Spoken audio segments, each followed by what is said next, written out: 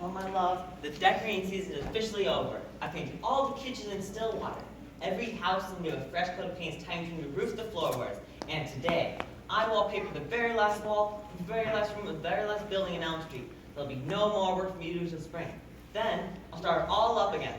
My ladders, paints, buckets, and brushes are all put away till then. I sometimes wish you had the kind of work that lasted all year and not just springtime to fall.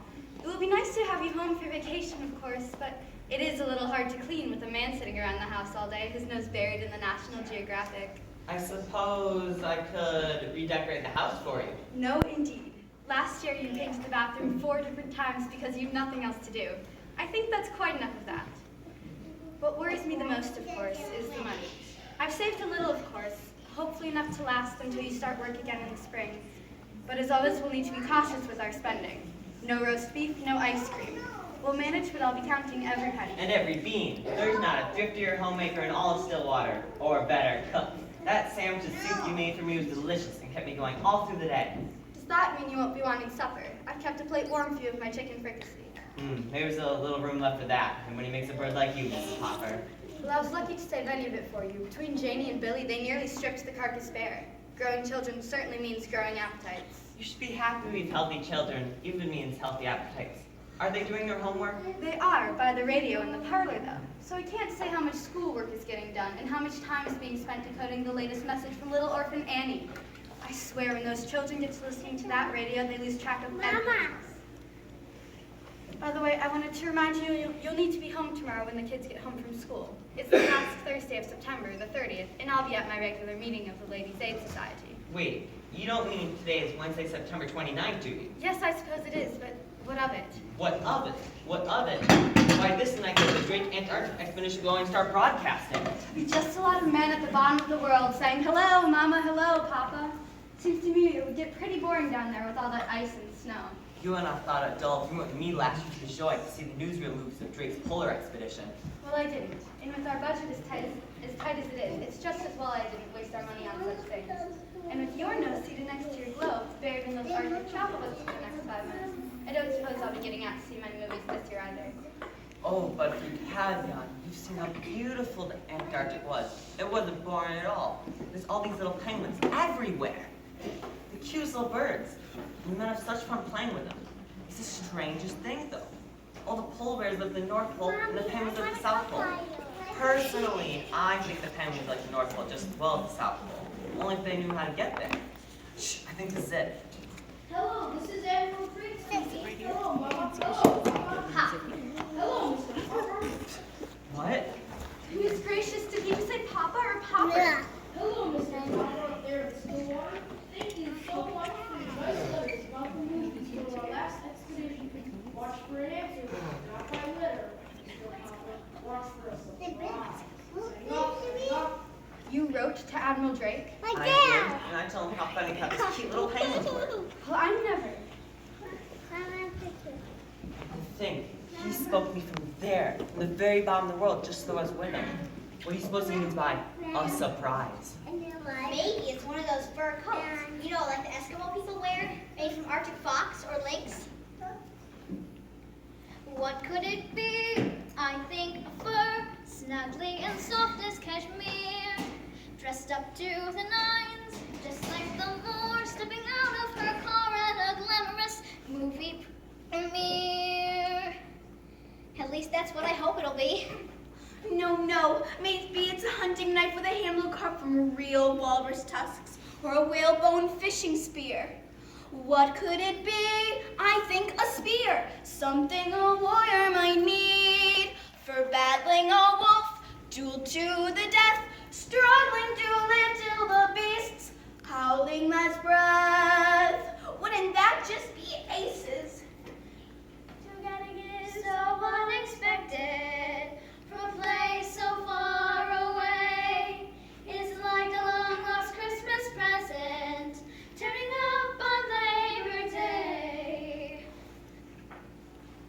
It's great fun to dream, wonder and guess, hoping for things it might be. The only thing sure, take it from me, we'll all have to try and be patient. I know that it's hard to be patient, but this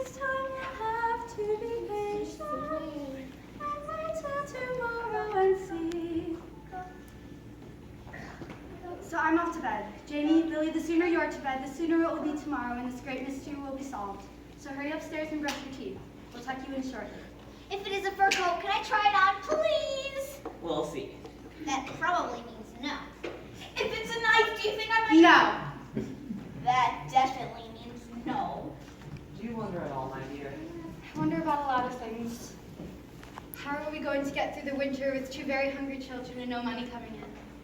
I wonder how far a dollar can be stretched. Or if by springtime our diets will consist of beans and more beans. I suppose I could hope for a freezer full of whale blubber, but then again I don't know how one goes about cooking whale. I wonder if you can fix it. But I never wonder about how much I love you, and I never wonder about what a good man you are. Are you coming to bed, dear? In a moment. I just want to see something on my globe. Imagine Admiral Drake spoke to the South Pole just so I was with him.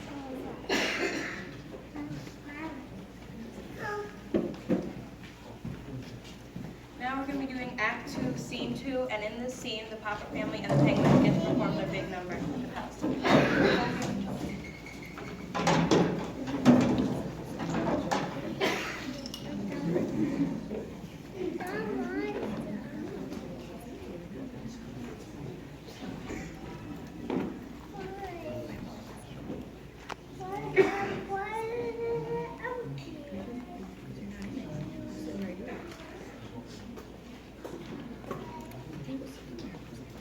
Excuse me, ma'am. Can you tell me where I might find Mrs. Greenbaum? She's over there. Excuse me, Mrs. Greenbaum, miss, but I'm Mr. Popper, and this is Mrs. Popper, and we live here in Stillwater, and we have an act. I'm not auditioning any new acts. You can call my secretary in New York City and make an appointment for later next year. Next year? Oh dear. Well, I'd be happy to do that, ma'am, but see, we have the birds right here. We're not booking any bird acts. I've had enough of those squawking macaws. Dang things always racing such a ruckus. What the? Why, it's a penguin. A penguin from the Antarctic, to be precise. Gracious man, is this your bird act? Yes, Popper's performing penguins, first time on stage, direct from the South Pole.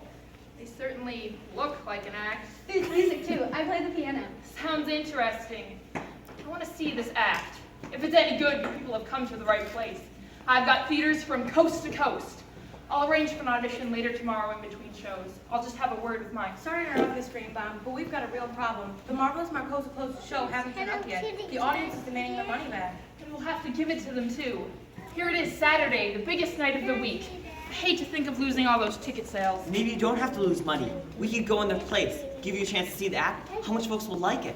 We've got nothing to lose. If their act stinks, we'll just end up giving the money back anyway. All right then, take them back to the Marco's dressing room and let them get ready. Then make the announcement to the audience. All right, Popper, let's see what these penguins of yours can do. You folks put your coats, hats, and gloves in the dressing room. Ladies and gentlemen, with your kind indulgence, we're going to be trying out a little novelty act tonight. Due to the unforeseen circumstances, the Marvelous Marcolas will not be appearing this evening. But, in their place, we offer you, for the very first time on any stage, all the way here from the frozen Arctic, Popper is performing Penguins! Now, we don't want to give away all of our secrets and our big dance number, but we do want to teach you the dance number. So if the little ones want to get up, and maybe some parents, and do the dance number led by Rachel. Come on. I know you want to. Dance. And then you guys come. Good morning. This is Rachel.